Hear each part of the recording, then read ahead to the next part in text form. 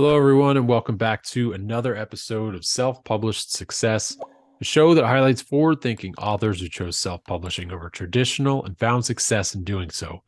My name is John Feldman, founder of Visionary Literary, and your host for today's show. Our guest today is Chris Glatis. Chris is an award-winning filmmaker, a lifelong seeker, the author of When Your Mind Screams, Finding Peace and Confidence in the Midst of Anxiety. After being diagnosed with anxiety disorder in college, he became determined to overcome what he initially thought was a weakness. He shares a story through his book, his films, and is here today to show you, the author, how your biggest weakness can become your greatest teacher. Chris, welcome to the show. Thank you, John. I'm really happy to be here. Thanks for bringing me on board. Yeah, we are excited to have you. So, most of our conversations are about nonfiction books, which you've written, but being LA based and a lot of your award-winning films and screenwriting, that's something that we have great interest in. So we're really excited about this conversation. But before we kick that off, why don't you tell us a little bit more about you and what got you into writing and filmmaking? I went to I went to school in grew up on the East Coast. Went to school in undergrad school in North Carolina. And it was I think it was just I was drawn towards. I started off as a business major, and I just started to. I don't know if it's because I thought it was an easier path, like to do the creative stuff. I actually got involved in theater and made my first film in undergraduate school. I just kind of got the bug. I'm sure, like, if you talk to artists, it's just something. It's just all of a sudden, it's just pulling stuff out of thin air and just creating it. I just got the bug, so I started looking at film schools. And chose one that was close to my hometown of Bethesda, Maryland, which was American University. I went to graduate school there. And then I just started to hone my skills there. They didn't really have a specific, you don't really pick a specific track there of, screenwriting, directing, or whatever. It's just, they really give you an all around approach. That might have changed since I went there. And it really gives you an opportunity to make mistakes and find your path, and just and work collaboratively with others. So that's kind of where it all started.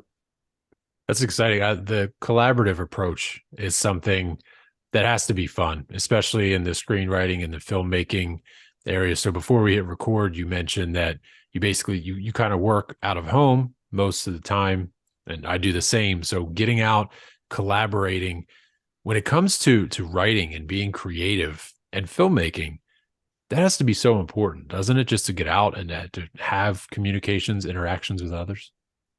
Yeah, that's why I think I was drawn. My true love was writing because I tend to be more of an introvert. I think a lot of writers tend to be a little bit more introverted. Agreed. And I love all I need really was a pencil or a pen and a piece of paper. Obviously we have computers now and laptops and iPads, and we don't really need anything else to write. However, it can also become very lonely, insular. You're writing in a vacuum. You need to be bouncing these ideas off of people, and that's one reason why I think I went into directing as well. Is that you find a bunch of people who have a common vision, and just being on a set with a bunch of different people, it's maddening and can be nerve-wracking, but it's also you're interacting with other people and you're not sitting just behind your desk at home. And I think to kind of go back and forth between those is really it's almost like go off in the cabin, write your story, and then come out and share it and get other people to also you're getting other people to give you they're a sounding board. Yeah. They might have ideas that might be better than your idea. And so you are the writer, you are the director. You take everything in and then decide what you think is best for the project. And it's a challenge. It's a real challenge because on a set you have time constraints, where in writing you can kind of just if you're not writing for hire, you can just write forever. Yeah, that's a very good point too. Because when we, like you said, when we're writing, it is basically all the time we want, especially like you were saying for like a spec script. you take all the time you want because it's you and it's your time. So the transition from going to school in Maryland, correct? Yeah, well, I went to school, undergraduate school in North Carolina, and then DC. Washington, DC. I went to graduate school. Okay. So then now you are LA based, correct? Correct, correct. So what was that, just being a writer and wanting to do the screenwriting or the filmmaking, what was that process like? Because I know that a lot of authors, when you think about making money, typically, and especially for the listeners of this show, it's about book writing. But filmmaking is very, very interesting. It's very creative. So what took you from, writing and into the actual filmmaking process? It's interesting. I feel like I've come full circle because, back then I was just a frustrated artist, and I still get frustrated every other day about wanting to get projects done and get them out there and be on the set. What I did was took a really traditional route for a while, sending scripts out, to agents, producers, all that sort of thing. And then I just, kind of thought like, well, I can do this. I can assemble a group of people and do this on my own. It's going to require money, and we have to go raise that money. But I'm not talking $1 million. I mean, $50,000, $100,000, which is still a lot of money. But if you get a bunch of people to help you, and a lot of times they're family members, you can go out and do it on your own. The great thing nowadays is not only can you do that cheaper because everything's digital. You literally, a buddy of mine always tells me, he's like, you have a film camera in your hand now. Yeah. We didn't have this back then. And it's still a hard process. You still have to light, write, and do all that, but you can get content out very quickly. You can cut out the middleman. You don't need an agent. You see these guys on YouTube. They're Yeah. not, they're telling, they might not be doing what I'm doing, but they're getting content out quickly, and they're getting feedback, and they're engaging with an audience. And so I, now I'm taking my own advice. I'm going to go back to just doing my own things, because right now, as you might not know, the Writers Guild is striking. They're saying the Directors Guild is going to strike. The SAG might strike.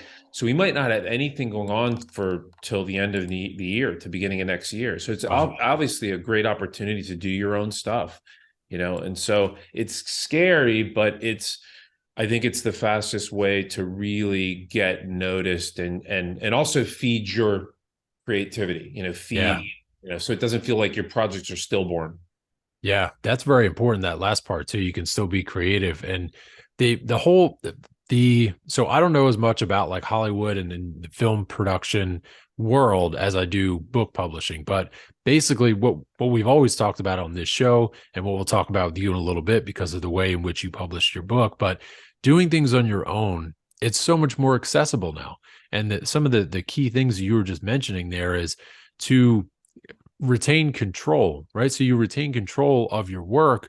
But right now, what you're talking about, these strikes going on, you're retaining control of kind of your income and how you're going to live. If you were to rely on the traditional process, which is to be a SAG writer or Writers Guild writer, then maybe you wouldn't be able to go out on your own and to do things on your own and to keep that creativity alive. So being able to self-publish a book, to self-produce, to create a film, like you were saying, to have all these streaming platforms, YouTube included, that you can publish this content on, is really important. Just the whole landscape of publishing is changing. So Yeah, no, definitely. I mean, that's something that I heard from everyone when I was trying. First of all, the traditional publishing route is really hard. It's yeah, really hard, and you sometimes you have to have a proposal and all that. I kind of went the opposite, right? Just started writing, yeah, and yes, you have control. I don't think book publishing is a big money making business, but you will make more money than you will with a traditional publisher. And I think the biggest thing is, as far as an esteem issue, is that you're not waiting for someone to say, you're Yes. okay, you can write, and we're going to let you write. Yes. Because that's not the way, look, you're going to stumble, fall. You might not write something great the first time around, but we give these I'll say, I give these gatekeepers so much power. Mm. And I've done it for years, and I think that's shifting now on book publishing, filmmaking, and you know what? You might end up at that place eventually. You might end up a publisher chasing you. So people write short stories online, and then they have publishers come to them, on Reddit or subreddit. Publishers come to them and say, "We love your stuff. We want to package it in a book." So you might still end up that way, but you're getting your stuff out and you're getting better as a writer at the same time. Yeah. Yeah. That's important. So I do also I I want to talk about your book, and like you were saying, you just started writing your book. So the information inside your book, When Your Mind Screams, is very important to you. It's close to you. So you did just start writing. You didn't want to, I mean, you could have put together a proposal and did the whole literary agent search. That could have taken months or years, but you just sat down and you started writing because it's something that you're passionate about, something that you know about. So take us through that. Like what was the moment where you thought, going back to when you were diagnosed in college, what was the moment where you were like, I just want to write this all down? What was it? What was that like? Yeah, it was, I probably about 5, 6 years ago, it took me a while to write the book. But like 5, 6 years ago, I started to journal, and not necessarily like morning pages. It was had a little bit more structure. And I was like, my therapist used to always say, an old therapist used to say, just, when you're feeling, anxious or whatever, just write, just get it on paper, get it out of your head and get it in front of you. And Yeah. so I started to write and write and write. And then something came, like, and I write about this in the book. I've done so many different things to try to figure out where this anxiety comes from, how it operates in my body, whether it's sitting in a silent retreat, or taking medication, or just meditating here at home, psychedelic therapy, all these different things. And when I started to look at everything and see what are the commonalities between all these things, because as an anxiety sufferer, I think we try to overcomplicate things. There's always that next thing out there that's going to be the magic pill. And so when I was putting these journals together, looking at these journals, I was like, there's some really basic things, simple things here that people, if they did every day, I think that they, from what I've learned over the years, Yeah. they could do, and they could really, I think, start to, at the very least, progress down a path to healing, right? And making a step towards healing. So when I put this together, and then I was like, this could be a book. And I think the frustration with writing screenplays and really being like a little stuck in that area, Yeah. I'm like, I'm a writer. I'm going to go write. I'm going to go do this, Yeah. And so it was kind of a pivot, in a combination of going through a really rough time in my life and wanting to put it all down. And then it just kind of crystallized. And I think at the point where I didn't really know what to do. Do I go out to agents? I kind of went backwards. I wrote a proposal after, and I wrote what was the other thing I wrote? It was a short proposal. It wasn't like a really, like really, really advanced one. And then a buddy of mine was like, you should meet this guy. He's got a hybrid publishing company. And this gentleman happened to be Tucker Max, who's a very successful writer himself, had a very controversial book. And he was like singing the same things that he kind of, what he said, I was like, I totally understood. And you probably know this. He was like, he basically said traditional publishing is dead. It doesn't make any sense for the author. It probably does in some scenarios, but and he really sold me on the idea of hybrid publishing, meaning write it myself and have someone hold my hand through the process, Yeah. a process that was battle tested by him and many other authors. Keep more royalties, and I think also keeping the book in my voice. One thing that he told me is, actually my developmental editor told me, you really, you get a publisher, they're gonna change a lot of things, probably including the title of your book. So Yeah. I know I'm gonna pause there because I know that's a lot.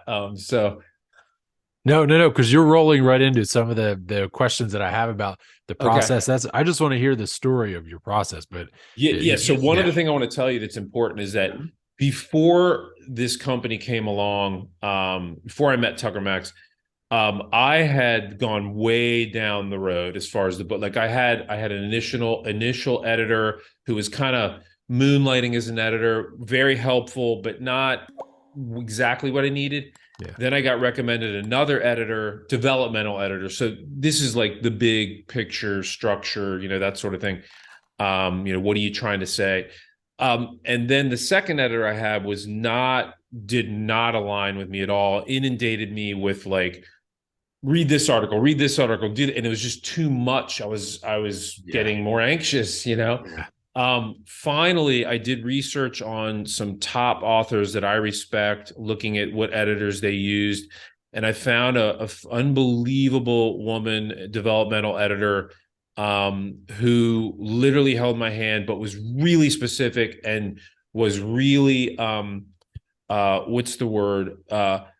She didn't pull her punches. I mean, she was really honest with me, which is what I needed. And so she was like, do this, do that. Like, it was exactly what I need. And she's like, you can take what, you can throw, don't do everything I say. You can do nothing, but this is what I think is going to make your book great.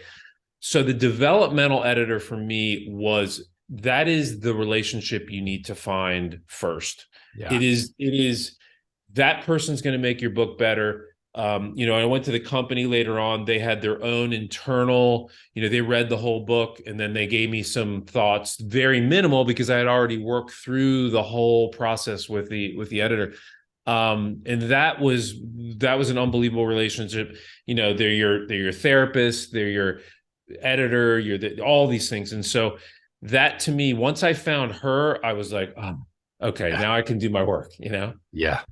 Yeah, that had to be a relief. So you're right in that developmental editor stage is so important because when we think of hybrid publishing or self-publishing, because it's the same thing, you're publishing on your own. A lot of people think of that self as you do everything yourself, but you don't, you shouldn't. I mean, you Mm-mm. can, it is possible, but you really shouldn't. You should get an editor, you should speak with people. And like you were saying, that collaboration with her helped you because she held your hand through it. But the most critical part is that you said, you can take this information or you can leave it. Yeah. Ultimately, your name is on the cover. You get the last say. If you go the traditional model, like you were saying, if you go through a traditional publishing house, you don't get that. Like your, developmental editor said, they're going to change a lot of things. If you go through a traditional publisher, they're going to change your title and so forth. So keeping control and being able to have your voice, your stories, and also going to the proposal, right? They could be like, who Chris Glatis, who are you? Like you're writing about anxiety. Are you a neurologist? Are you a doctor? Are you clinical? And if you say no, then they might be like, well, how do you know what to write on this? But Right. you've lived through this, and like you were saying, your experience is how you've overcome so many things. Just you know them because you live them. You don't have to be a clinician to know that. So many important aspects there. I love that you were able to keep your title, which I love, your voice inside the book, your stories. So really glad that all formulated by meeting Tucker Max, who, if anyone doesn't know, has a really cool book and a movie that I saw too. I hope they serve beer and help. But Yeah.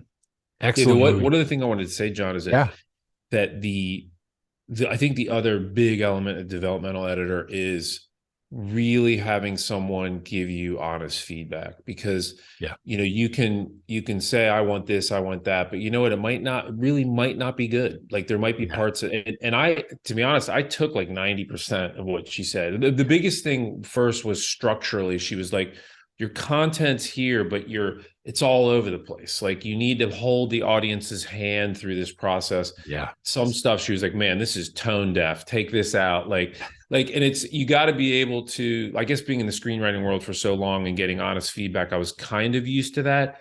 Yeah. But, you know, she's read a zillion books, she's edited a bunch of books. So it's, you know, I mean, I trust what she says, you know? Yeah. Yeah. And it's important that you say that too. You have to get the good, honest feedback, because if you give it to a family member or a friend, they're going to be afraid to hurt your feelings. Or maybe they've never edited a book, so they don't know that you need to hold a reader's hand through the entire book. So Right. having that, seeing you kept 90% of it, because when you first wrote your first draft, you didn't realize it.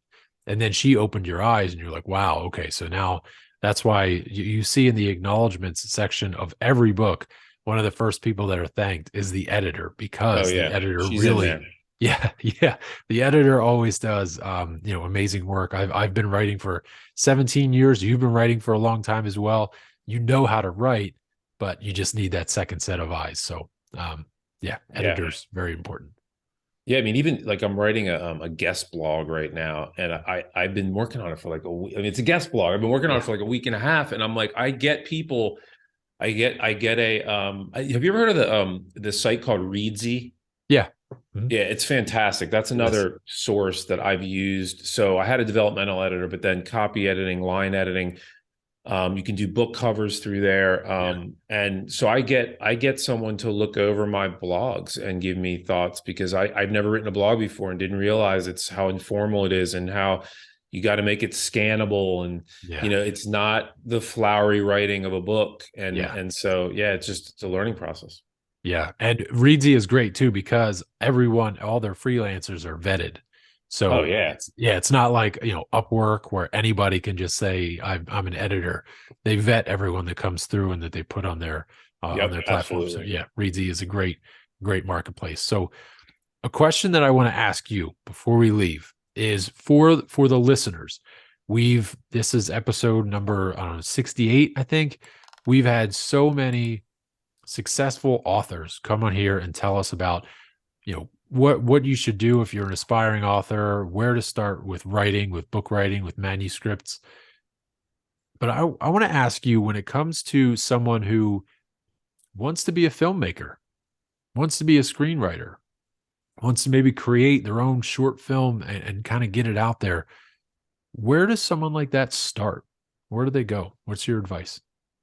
Well, yeah, I mean, back in the day when I first started my path, it was, traditional masters at a film school.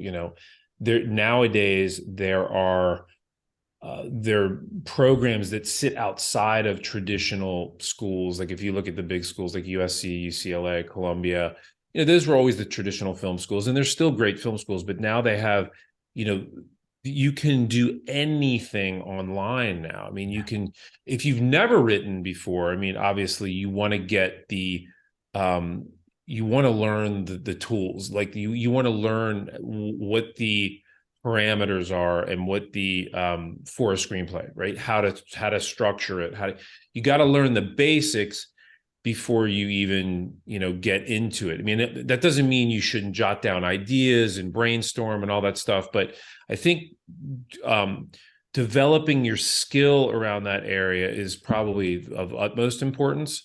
yeah, um, and there's nowadays, there's the other thing I'm looking into is like short stories are now selling, and I'm talking short, like flash fiction. They're selling for millions of dollars now, and they don't take a long time. But sometimes when something's shorter, it's even harder to write, because you're trying yeah, to get so much information. But yeah, developing the skills would be the first thing. Realizing it's a marathon, not a sprint.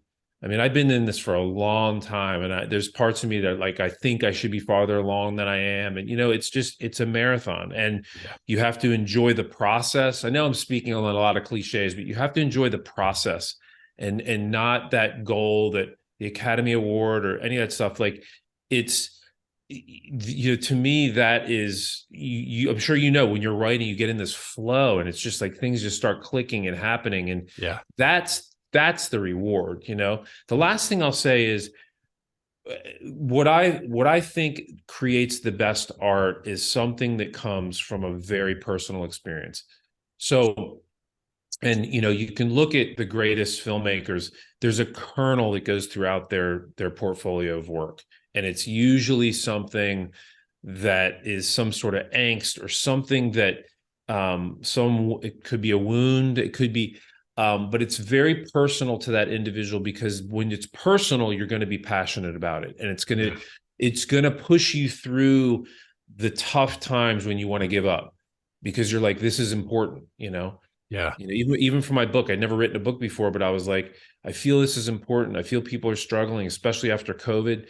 And to just know that if it's coming from a deep, personal, truthful place, someone else is probably going to connect with it, you know, Yeah. and it might not be, millions and millions of people. It could be, like, I forget the guy who wrote the article, 1,000 True Fans. Have you read that article?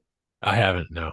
There's a book called 1,000 True Fans, and it's saying that you really only need 1,000 people to connect with your work, because Yeah. how it spawns from that into a larger audience. So Yeah. I gave you that's a lot. So I hope that that's helpful. Well, no, because it's all meaningful to you, right? And so I appreciate that, because what you're really saying to the listener who's getting started is just do something that you're passionate about and stick with it, right? So it's like you were saying, it's not, don't look at the Academy Award, the red carpet, being on in there. Just start making stuff that you love. So I love to hear that. Your passion has brought you to where you are now.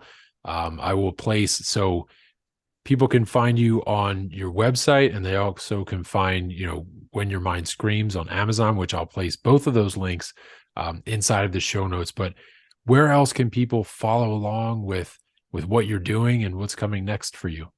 Sure. Yeah. The website probably, which is just my name, ChristopherGlatis.com.